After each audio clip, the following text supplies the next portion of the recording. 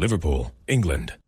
On October 23, 2006, an ordinary family is walking through the city centre when something extraordinary happens.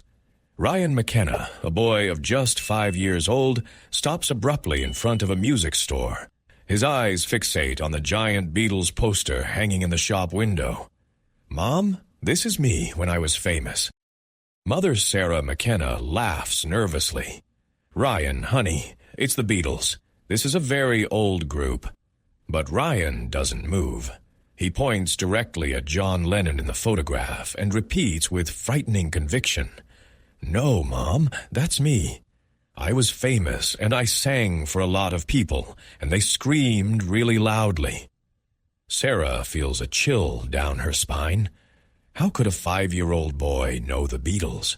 They never listened to that music at home, never talked about the old bands. Ryan barely learned to speak properly 2 years ago. "Ryan, you've never seen that picture in your life," her father says, trying to be rational. "Yes, Dad saw it. I remember when this photo was taken. It was very hot that day, and Paul was nervous. The parents look at each other, frozen. Floor? How could he know Paul McCartney's name? I can prove that I am him," Ryans declares with the seriousness of an adult. "I know things that no one else knows. I know where I hid the special things. I know songs that I have never sung to anyone."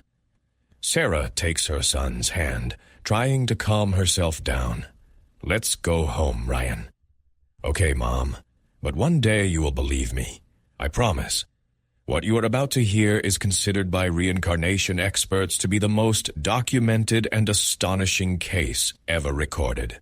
A story that will challenge everything you believe in about life, death, and the continuity of the human soul. Because what started as a child's game will turn into the most disturbing investigation of the last 50 years. But what Sarah and Michael McKenna just witnessed was just the beginning. Over the next few weeks, Ryan began exhibiting behavior that chilled his parents' blood.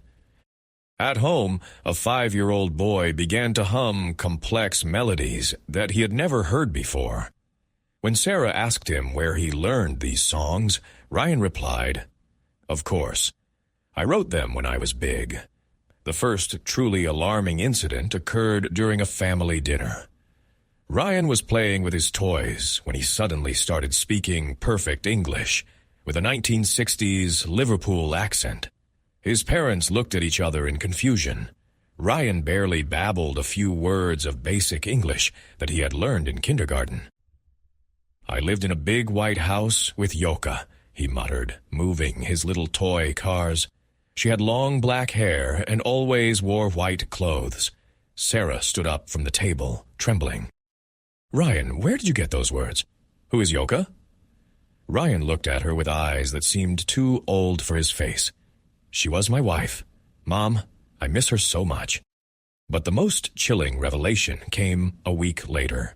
Michael decided to put on Beatles music to see how his son would react.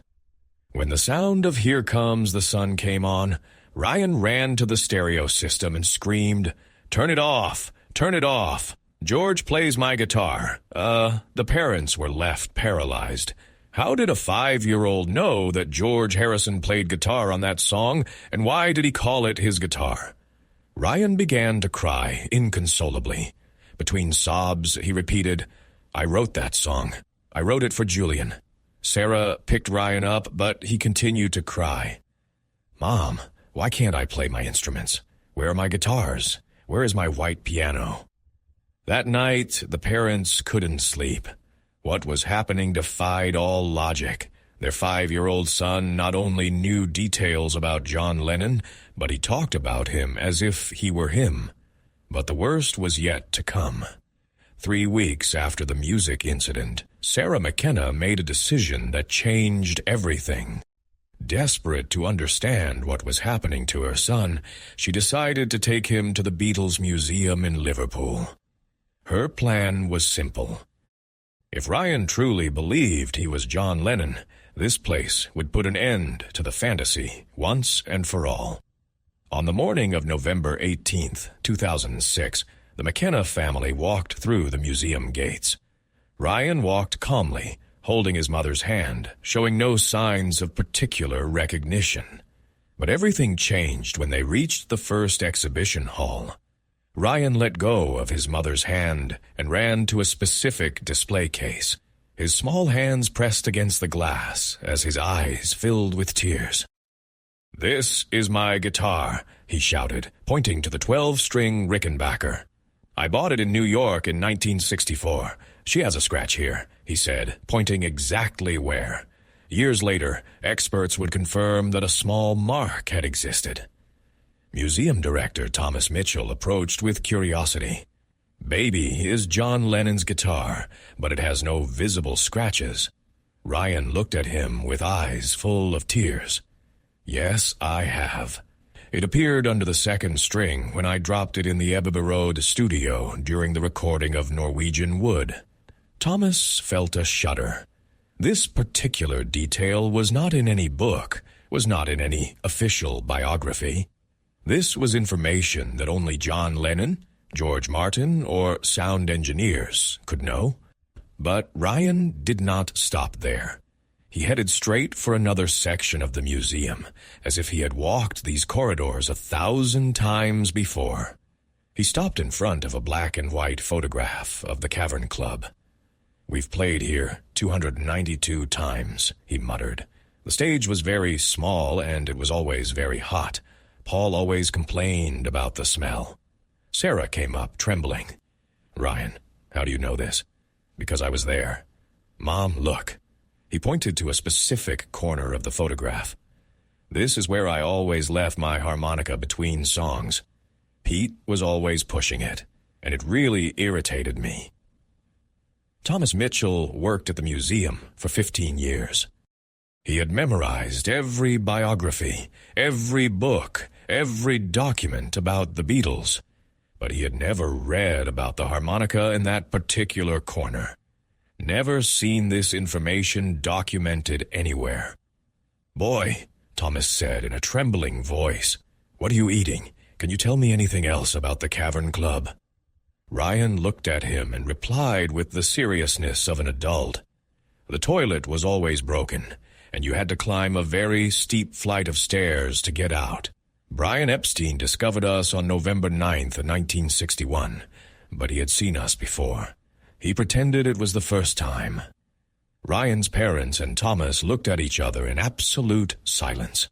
The boy had just revealed information that even the most devoted biographers did not know with such accuracy. But the most stunning revelation was yet to come. What happened 2 days after the incident at the museum left the McCanns completely devastated. Ryan began waking up every night at 3 a.m., always at the same time. His parents would find him sitting on his bed, singing tunes they had never heard. They were unknown Beatles songs. They were completely new compositions, but with a style undeniably similar to John Lennon. Sarah decided to record one of these late-night sessions. What that recorder captured would change everything forever. Ryan sang a song called Lucy's Dream, with a hypnotic melody and deeply melancholy lyrics about a girl lost in a crystal garden. His voice, though childish, carried a cadence and phrasing that sounded exactly like John Lennon in his early compositions. Lucy walks through a crystal garden, looking for her way home. The flowers tell a story. Michael McKenna listened to the recording 12 times. The composition was sophisticated, with complex chord progressions his 5-year-old son could never have known. But there was something more unsettling. The way Ryan pronounced certain words, the vibratos in his voice, the little sighs between verses, everything was identical to Lennon's vocal style.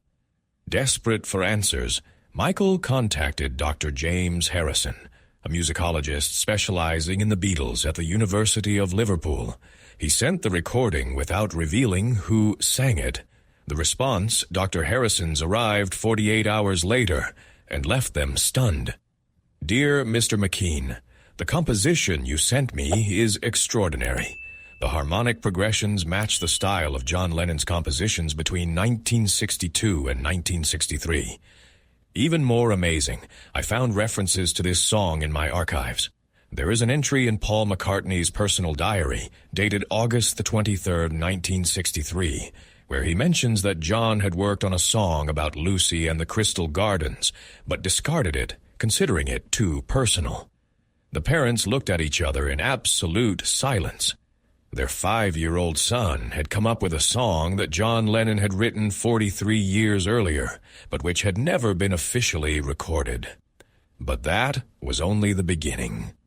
Over the following nights, Ryan sang 4 more songs: Strawberry Mine, Julia's Lullaby, Pennyback, and Tomorrow's Yesterday, each with the same level of musical intensity and the same impossible connection to Lennon's unpublished work. Dr. Harrison confirmed that he had found fragmentary references to all of these compositions in the band members' private letters and diaries, material that had been classified for decades and to which only a handful of scholars had access. Signor McKenna, Dr. Harrison wrote in his final email, "I urgently need to know the source of these recordings. What you have sent me could rewrite the musical history of the Beatles." Sarah hugged Ryan that night, feeling her world crumble. Her son not only believed he was John Lennon, somehow he had access to the dead musician's most intimate thoughts and creations. And the most terrifying thing was what Ryan whispered in her ear. "Mom, I still remember more songs, but these are very sad. They talk about how I'm going to die."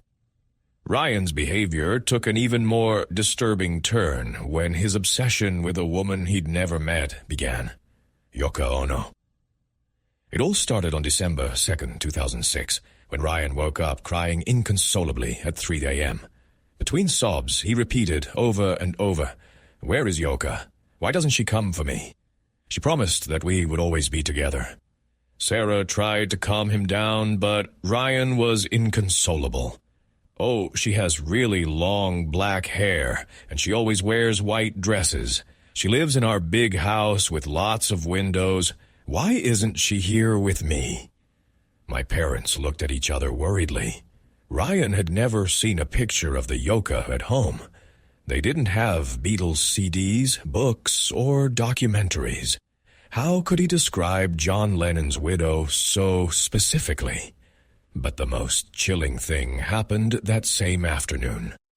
Ryan sat down on the floor of his room with colored pencils and paper and began to draw. In 45 minutes, he had created a detailed drawing of the apartment his parents didn't recognize. He drew a huge living room with floor-to-ceiling windows, a white grand piano in the center, hanging plants everywhere, and a round bed with white sheets. "This is my house with the Yoka," Ryan explained, pointing out every detail. "The piano is right there, because from that position I can see the park. Yoka always sits in this chair while I play." And here he pointed to a specific corner. "There is a car in which we recorded a double fantasy together." Michael took the drawing with trembling hands. The level of detail was impossible for a 5-year-old to grasp. There was perspective, correct proportions, and specific architectural elements drawn with amazing precision. That night, while Ryan slept, Michael searched the internet for information about John Lennon and Yoko Ono's apartment in the Dakota building. What he found left him speechless. Photos of the real apartment showed exactly what Ryan had drawn. The white piano is in the same position, huge windows overlooking Central Park, hanging plants, even a round bed with white sheets. Every detail matched perfectly, but there was something even more disturbing. Ryan drew a small table in the corner with what appeared to be recording equipment. Michael investigated further and discovered that indeed John and Yoka had set up a home recording studio in that very corner of the apartment to work on the double fantasy album. The next day, Ryan did something that froze his parents' blood. He found an old magazine in the dentist's waiting room that had a small picture of Yoko Ono in the corner. The moment he saw her, Ryan threw himself on the magazine, hugged it to his chest, and started crying. "This is her. This is my Yoka." "Mom, can you call her? Tell her Ryan is here. Tell her that John is waiting for her." The secretary in the office looked at them with concern as Ryan kissed the photograph over and over again, whispering, "I miss you so much. Why don't you come for me? You promised that we would never be apart." Sarah picked up Ryan and ran out of the office. In the car, her son continued to cry. "She is a sad mother. She is very sad because she thinks that I have left forever. But I'm here. I'm waiting for her." That night, Ryan said something to his mother that would keep her awake for weeks. "Tomorrow, we will go home." "Yes, Mom. We'll go to New York to look for Yoka. She needs to know that I'm back." 3 weeks later, on Christmas Eve, 2006, the McKennas made the most difficult decision of their lives. They used their family savings to buy 3 plane tickets to New York. This wasn't a pleasure trip. It was a desperate search for answers. Ryan hasn't stopped crying since the incident in Dunst's office. Every day, he asked when they would go home to look for the yacht. His parents, mentally and emotionally exhausted, decided that only by taking him to the Doko building could they end this nightmare once and for all. The flight from Liverpool to New York took 8 hours. Ryan remained silent the entire ride, his gaze lost in the window. Every now and then he would mutter, "We're almost home, and Leoka will be so happy to see me." But something happened to Kennedy as he landed at the airport that left his parents completely stunned. Ryan, who had never been to New York, who had never seen a map of the city, began giving precise directions to the taxi driver. "Take Franklin Dahl on Roosevelt Drive to 79th Street, then turn left toward Central Park. Our house is at 1 West 70th, 2nd Street." The taxi driver, an elderly man named Yusep, turned around in surprise. "Listen, kid, how do you know Manhattan? Do you live here?" "Yes," Ryan answered naturally. "I live in a tall corner building. It has a large entrance with arches, and there are always lots of people taking pictures outside." Yusep looked at his parents through the rear-view mirror. "Your son describes the Dakota building perfectly. You are tourists from the Beatles." Sarah could barely whisper anything. During the 45-minute drive, Ryan continued to share specific details about the city.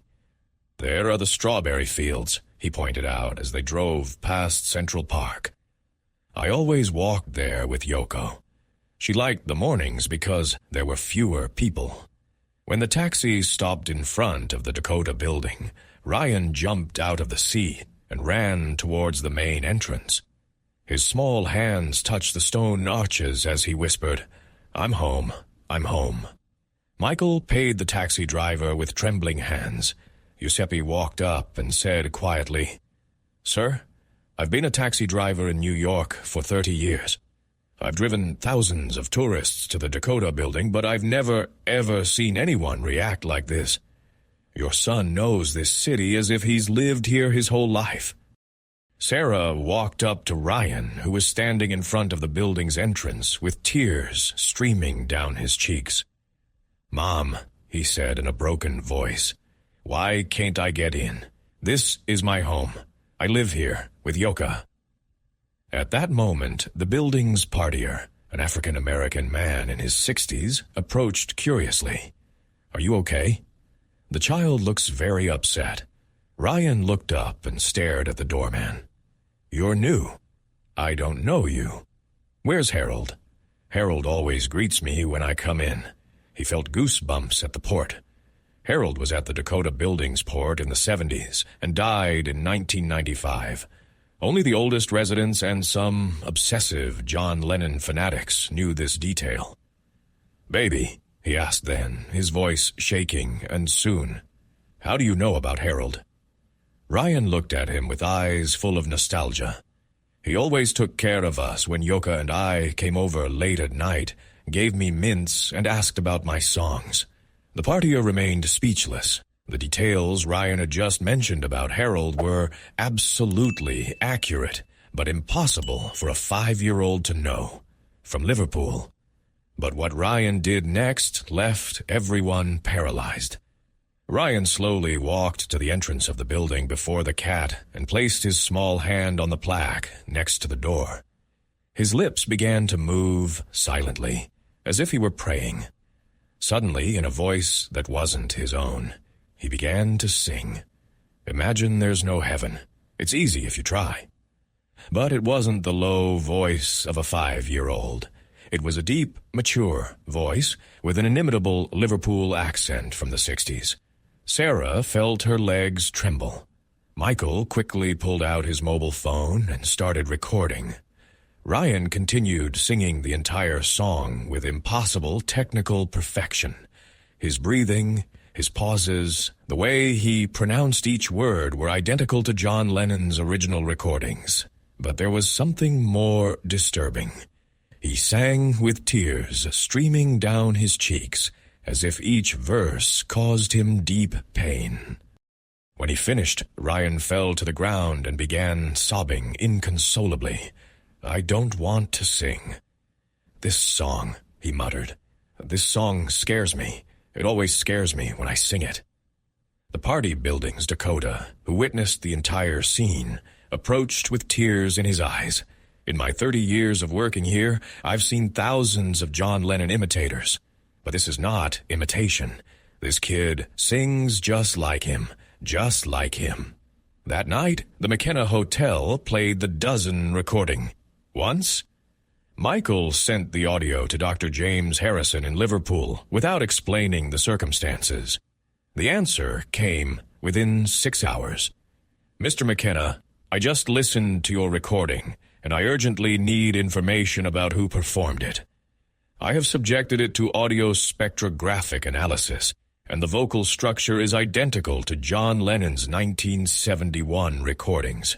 But there is something more disturbing.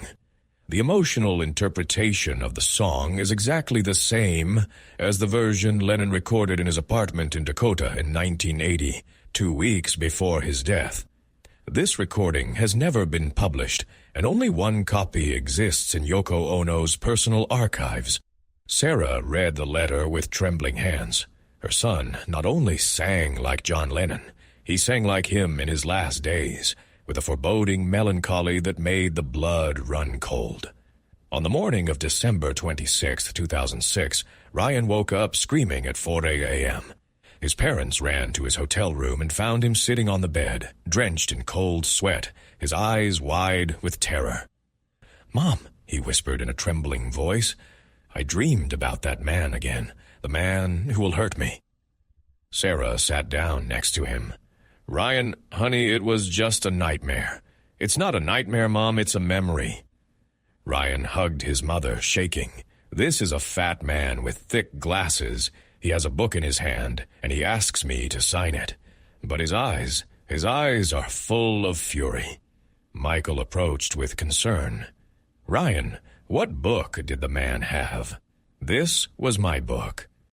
"The book is about me, but he was very angry with me. He was yelling horrible things at me while I was signing." Ryan started crying. Then he takes something out of his coat, something shiny, and I feel a strong pain in my back. The parents looked at each other with alarm. Ryan had never seen the images of John Lennon's murder. They never talked about Mark David Chapman. How could he describe the killer so specifically? "Do you remember what day it was, Ryan?" "It was December 8th. It was very cold, and I was wearing a black coat. Yoko and I recorded all day. She was tired and wanted to have an early dinner." Ryan wiped away his tears. "I told her that I first had to sign an autograph for a fan who was waiting downstairs." Sarah felt goosebumps. The details Ryan described matched exactly with the documented accounts of John Lennon's last day. "Mom, that man will come for me again. I don't want him to hurt me. I just want to be with Yoka and play my songs." Michael searched the internet for information about December 8th, 1980. What he found left him speechless. Ryan described every detail of the murder with chilling precision. The time, the location, Chapman's physical description, the book, The Catcher of the Witches, even the fact that Lennon was recording with Yoko Ono that day. "Ryan," my father asked, his voice shaking, "do you remember anything else about that day?"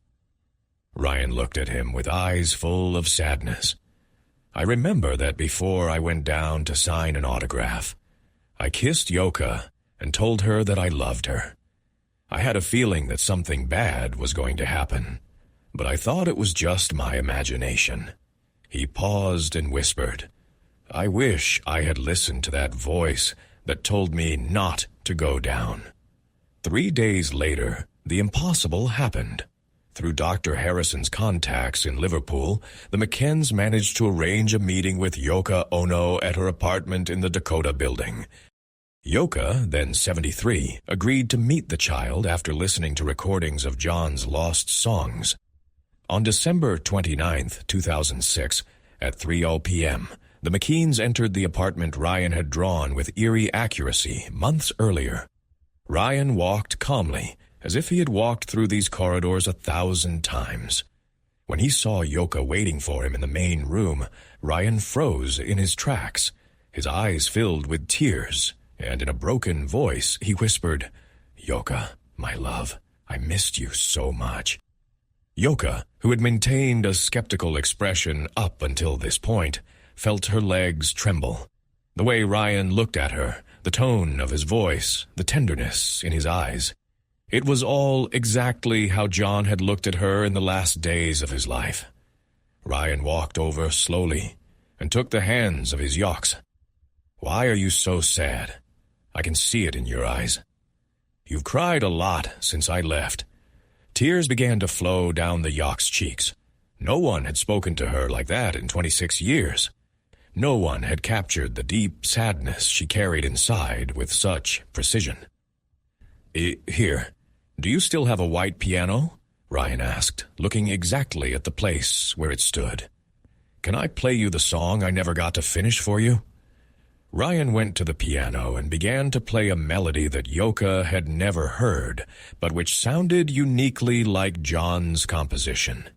His small fingers moved across the keys with a technique that a 5-year-old could not possess. As he played, he sang, "Yoka, my eternal dream. Not even death can separate what we were." Yoka collapsed into her favorite chair, sobbing. It was the very chair she sat in while John composed. Ryan could not know this. No one told him. When he finished playing, Ryan walked up to Yoka and whispered something in her ear that completely shook her. "You still have my last letter, the one I wrote the day before I died, where I said that if something happened to me, I would somehow find you to tell you that our love is eternal." Yoka looked at Ryan with eyes full of amazement and horror. The letter existed. It was kept in her personal safe. She had never shown it to anyone. Even Sean, John's son, didn't know it existed. "How do you know about this letter?" she asked, her voice shaking. Ryan smiled with infinite sadness. "Because I wrote it, my love, and I've come to fulfill my promise." What Ryan told Yoka in private over the next 20 minutes changed everything forever. When Ryan's parents were invited back into the room, they found Yoka transformed. Her eyes shone with a mixture of hope and terror they hadn't seen in decades. "Ryan told me things only John and I knew," she said, her voice shaking. "Details of our most intimate conversations, secrets I've kept in my heart for 26 years. Ryan walked over to his parents and took their hands. "Mom, Dad, I need to explain to you why I'm here, why I've come back." With a seriousness that chilled the blood, Ryan continued, "When I was John, I had one last song I wanted to record. It was called The Bridge Between Worlds. It was about death, about how love can survive beyond physical life. This was supposed to be my parting gift to humanity."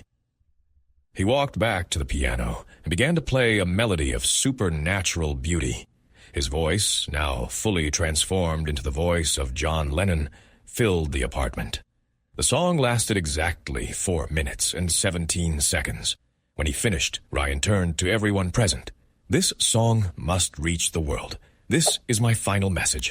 So I came back to finish what I could not finish. Yoka walked up to Ryan and hugged him like the most precious thing in the world. "John, my John, how long can you stay with me?" Ryan looked at her with eyes full of love and sadness. "Not for long, my love. I feel this experience is coming to an end. But before I go, I need you to promise me something. This song must be recorded and shared with the world. This is my final legacy, my proof that true love never dies." 3 months later, Ryan McKenna no longer remembered being John Lennon. The memories gradually faded until he was simply a 5-year-old from Liverpool again. But the bridge between worlds was professionally recorded and became one of the most extraordinary musical phenomena in modern history. Yoko Ono publicly stated, "I lived with John for years. I knew his soul deeper than anyone in the world, and I can say with absolute certainty that Ryan McKenna, for an inexplicable period, was the reincarnation of my husband." To this day, scientists, musicologists, and paranormal experts still cannot explain how a 5-year-old child was able to access the memories, knowledge, and abilities that belonged to John Lennon. What they do know is that they have witnessed the most documented and verified case of reincarnation in modern history.